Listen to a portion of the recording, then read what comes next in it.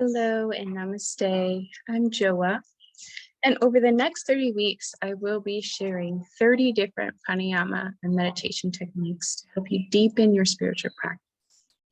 In this video, I will be preparing you to develop a deeper relationship with meditation as a whole. The first thing that I would love to touch on is space. You want to have a space that is clean, physically and energetically. Some practices you can use to cleanse your meditation space energetically are placing sea salt or Himalayan salt on the ground and simply cleaning that salt with a broom over that area.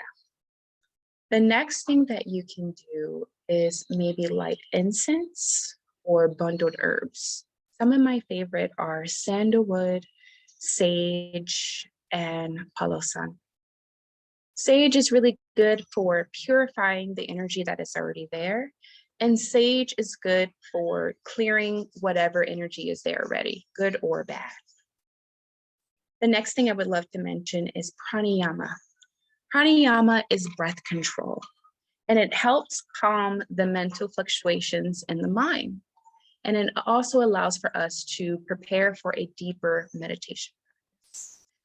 Highly recommend doing pranayama before any meditation practice you are about to get into. Last but not least, the skandhas. The skandhas are aggregates. They're aggregates of the mind. And these are something that we can encounter in our meditations. You can kind of think of them more or less as distractions to the meditation. The first one I would love to get into is form. Form is anything related to the body experience. So that can be smell, taste, sight,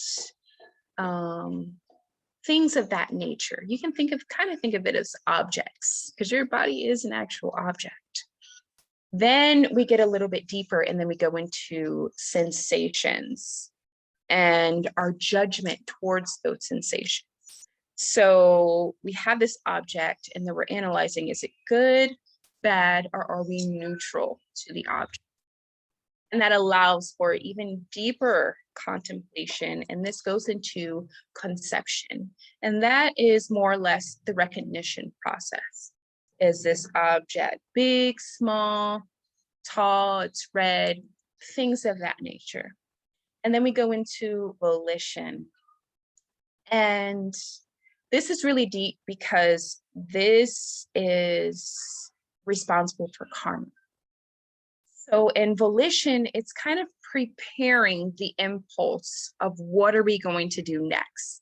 Okay, we have this information, we know that it's good or we know that it's bad.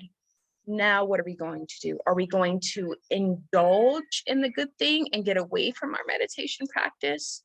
Or are we going to ignore it and simply remaining conscious and remaining in the present moment?